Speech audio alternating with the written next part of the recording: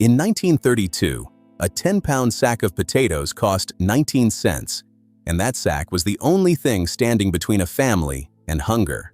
Number 14 was so ingenious that children ate it for years without knowing it was made from a potato. Number 1 was cooked by 250,000 teenagers riding freight trains with nothing but a potato and a fire. Hit subscribe because this might change how you see the potato forever. Let's count down 18 poor man potato meals from the Great Depression that America forgot. 18. Potato peel soup. Save every potato peel from the week. Put them in a pot with a diced onion, salt, pepper, and water. Simmer for 40 minutes until the peels softened and the broth turned thick and starchy. That was the whole recipe. In tenement kitchens in New York, Chicago, and Philadelphia, mothers saved peels in a bowl by the stove because throwing them away was unthinkable. The cost was nothing. The peels were scraps from potatoes already used.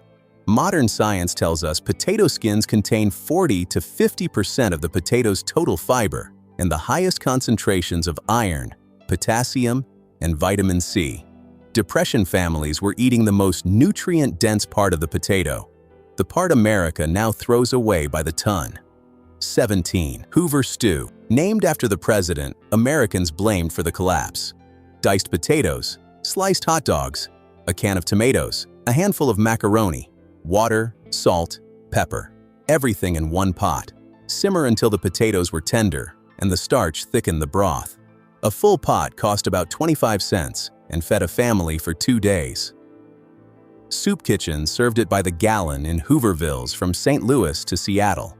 And the name was not a joke, it was an accusation. Every bowl was a reminder that the government had failed. The food fed the body, the name fed the anger. 16 meat and potato patties. A mother in Pittsburgh had 3 ounces of ground beef and 5 mouths to feed. She shredded a pound of potatoes, mixed in the meat with a diced onion and an egg, formed patties, and fried them. The children believed they were eating hamburgers. The father came home to the smell of frying meat. Nobody mentioned how little meat was in the pan.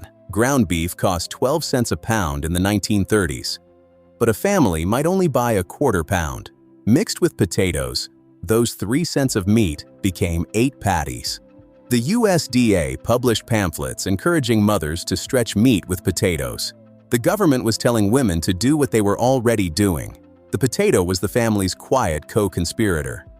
15. Creamed potatoes. On toast, boil potatoes and dice them. Melt butter in a skillet. Sprinkle in flour. Stir in milk until a thick white sauce formed. Fold in the potatoes. Spoon over toast. A serving cost 4 cents. Boarding house cooks in the Midwest served this daily. Widows on fixed incomes stretched a quart of milk and a few potatoes across 3 meals. The white sauce was the most important technique in Depression-era kitchens. French chefs called it béchamel and used it for elegance. American mothers used it to keep their families alive. Same sauce, different purpose. 14. Depression potato candy. 1 small boiled potato, mashed smooth. Powdered sugar stirred in, a half cup at a time until the mixture formed a stiff dough. Roll it flat. Spread a thin layer of peanut butter. Roll it up like a jelly roll. Refrigerate. Slice into rounds. That was it. The potato was completely undetectable. Mothers in Appalachia and Pennsylvania Dutch country made this and told their children it was fudge. Children believed them. They carried it to school and traded it with other kids. Nobody knew. A full batch cost under 10 cents and produced 15 to 20 pieces.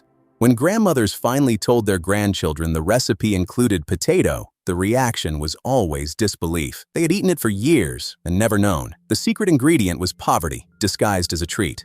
13. Poor man's meal. Potatoes, cubed. Hot dogs, sliced. An onion, diced. Fried in a skillet until golden. That was the entire recipe. In 2009, a 91-year-old grandmother named Clara Canucciari stood in her kitchen and showed the internet how to make it. She learned it during the Depression outside Chicago. Her YouTube channel reached millions. She said her family ate it many times. A full skillet cost 10 to 15 cents. Clara died in 2013 at age 98. The recipe survived her, the same way it survived the Depression itself. Here is the thing nobody talks about. In 1932, Potatoes cost 19 cents for 10 pounds. A sack cost about $1 and fed a family for a week, but that dollar was not easy to find. At the worst of the Depression, 25% of Americans had no income at all. The potato was not chosen because it was good. It was chosen because it was cheap enough to keep people alive when nothing else could. Every meal on this list exists because the potato was the last line between a family and starvation. And the fact that America forgot these meals the moment it could afford to is not nostalgia. It is amnesia. 12. Potato rivel soup. In Pennsylvania, Dutch country, grandmothers made rivels.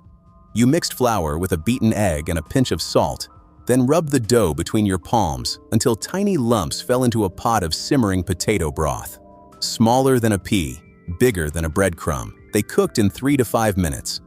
A full pot cost under 8 cents and fed a family of 4. The word rivel comes from the German for lumps. Amish and Mennonite families in Lancaster and Berks counties ate this for generations. Making rivels was the kind of cooking that could be done sitting at the kitchen table. For a grandmother with arthritis, that mattered. Most Americans have never heard the word rivel. That is how completely we forgot. 11. Potato and cabbage. Fry Irish immigrants fleeing the Great Famine in the 1840s brought coal cannon to America. Boiled potatoes, mashed or broken apart, fried with shredded cabbage and onion until a golden crust formed on the bottom. By the Depression, the dish had lost its Irish name and become simply potatoes and cabbage. A head of cabbage cost 4 cents. Potatoes cost 2 cents a pound. A skillet fed a family for under a dime. 500,000 Irish fled to America during the famine and brought this dish because it was all they knew. 3 generations later, their grandchildren ate the same meal during the Depression. Not out of tradition, out of the same necessity. The recipe crossed an ocean and 90 years and landed in exactly the same place. Hungry. 10. Potato filling. Mashed potatoes mixed with cubed stale bread, sautéed celery and onion, beaten eggs, and a splash of milk, baked until the top turned golden. Pennsylvania Dutch families served this at Thanksgiving, but during the Depression, it became a Tuesday night meal because it used the 2 cheapest ingredients in any kitchen: potatoes and stale bread. One cost 2 cents a pound, the other was free. A pan cost 10 cents and fed a family for 2 meals. One grandfather called it mashed potatoes with a whole lot of good stuff in it. Alone, the ingredients were leftovers. Together, they were dinner. That transformation was the closest thing to alchemy the Depression kitchen ever produced. 9. Fried potato skins. Not the appetizer, not loaded with cheese and bacon and sour cream, just the peels. Fried in lard until crispy, seasoned with salt. That was the meal. Some families salvaged potato skins from trash heaps behind grocery stores because even a whole potato was a luxury they could not afford. The cost was zero. In the 1980s, restaurants began serving loaded potato skins as appetizers at $12 a plate. The Depression families who fried plain skins to survive would not have recognized them. The food industry took a survival food, dressed it up, and sold it back to America at a 10,000% markup. 8. Potato griddle scones. Leftover mashed potatoes mixed with flour, an egg, and a pinch of salt. Rolled out, cut into triangles, and cooked on a hot cast iron griddle until golden on both sides. Scottish and Irish immigrants brought this to Appalachia and the upper Midwest. During the Depression, it was how mothers turned last night's leftover potatoes into this morning's breakfast. A batch of 10 scones cost under 5 cents, a penny per person for a family of 4. The sizzle of the dough hitting the hot iron, the golden crust forming, the steam rising when you broke one open. When the last person who made them is gone, the recipe survives only in faded community cookbooks nobody opens. 7. Potato water broth. After boiling potatoes for supper, do not throw away the water. Save it. Reheat it in the morning. Add salt. Drink it from a cup. That was breakfast. It was not a recipe. It was what happened when there was no meal left to make. Dust Bowl refugees drank it in migrant camps. Widows drank it when the cupboard was empty. One woman in Oklahoma recalled it decades later in a whisper to a WPA interviewer. The way you describe something you survived but never made peace with. Modern wellness culture has rediscovered potato water as a health hack. The difference is that today, it is a choice. In 1933, it was the only option. Every meal on this list was built on the same ingredient, and it was not the potato. It was desperation. But here is what the food industry does not want you to know. A 10-pound bag of potatoes still costs about $3 today, the same bag that fed Depression families for a week. And every meal on this list can still be made for under $1. The potato has not changed. What changed is that someone figured out how to sell you frozen potato products for 5 times the price and convinced you that cooking a real potato was too much trouble. The most affordable vegetable in America is sitting in every grocery store in the country, and we act like we need a microwave dinner instead. D6. Tomato gravy. Overboiled potatoes. In the South, when there was no meat for gravy, you reached for a can of tomatoes. Render bacon drippings in a skillet. Stir in flour. Pour in the tomatoes. Simmer until thick. Pour over boiled potatoes. A full meal cost 5 to 7 cents. During the Depression, the South had a saying, "If you have got tomatoes and flour, you have got supper." It did not matter if you were a sharecropper or a mill worker. If you had a can of tomatoes and a spoonful of drippings, you could make something that tasted like home. Tomato gravy has vanished from American cooking. A technique that fed millions of Southern families for a century is unknown to anyone under 50. 5. Potatoes and water gravy. When a family could no longer afford milk for white gravy or sausage for sawmill gravy, they made water gravy. Flour, a spoonful of lard, and water. That was it. Pour it over boiled potatoes. A meal cost 3 to 4 cents for a family. In parts of the South, they called it bulldog gravy. In Appalachia, they called it last resort. Water gravy was not good. Nobody pretended it was, but it was hot, and it was filling enough to stop a stomach from growling. When grandparents whisper about it, grandchildren do not believe them. You ate gravy made from water? Yes, and flour and grease. And it was enough, and nobody died. That was the standard. Not good, alive. 4. Potato and onion stew. 3 or 4 potatoes, sliced thin. 1 onion. A spoonful of bacon grease. Water. Salt. Pepper. That was the whole recipe. You simmered it until the potatoes broke apart and thickened the water into something creamy without a drop of cream. Coal miners' families in West Virginia and Kentucky ate this as a Tuesday night default.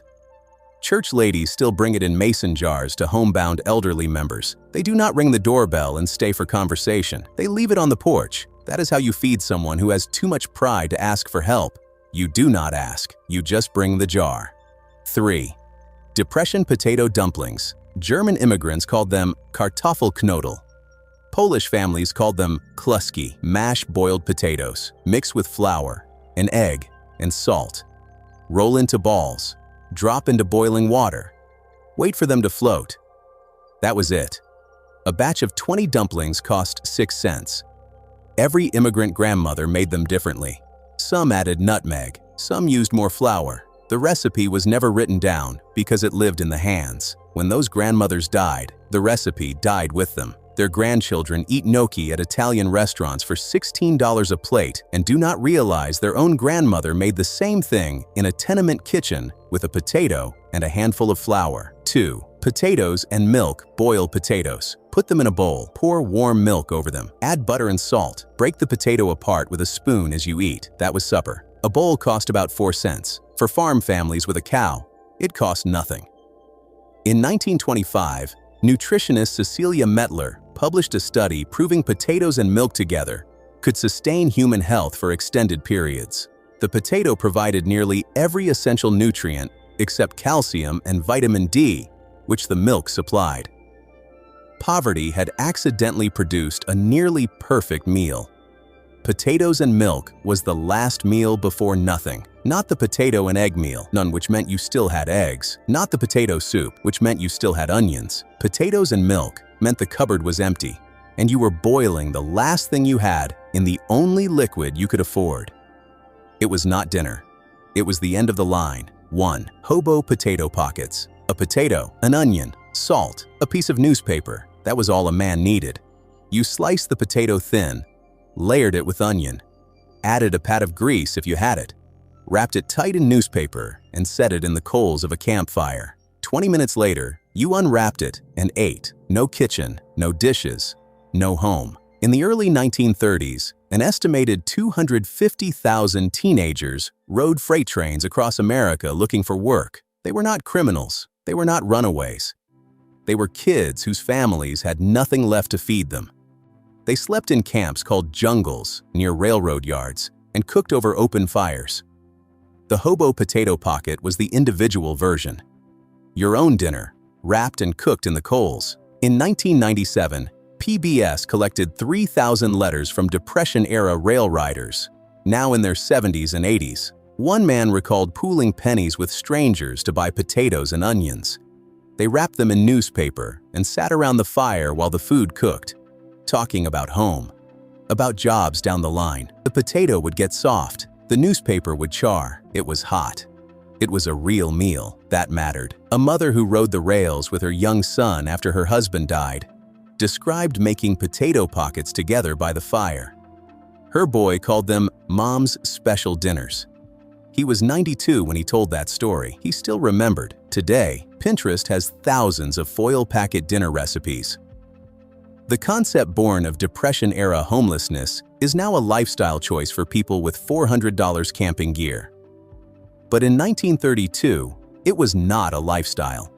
It was a last meal cooked by a teenager who had left home because there was not enough food for everyone, sitting by a fire with strangers, eating the only thing he could afford, hoping tomorrow would be different.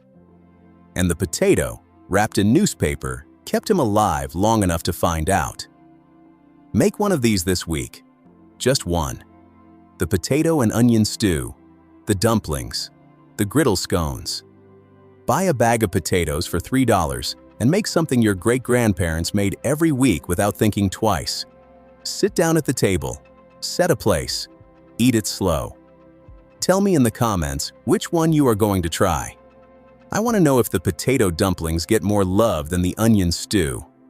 I want to know if anyone else's grandmother made potato candy and never told them what was in it. I want to know if these meals still live in someone's kitchen, because these were not just potato meals. They were 18 ways a family looked at the cheapest vegetable in America and said, "We are not done yet." That is not poverty.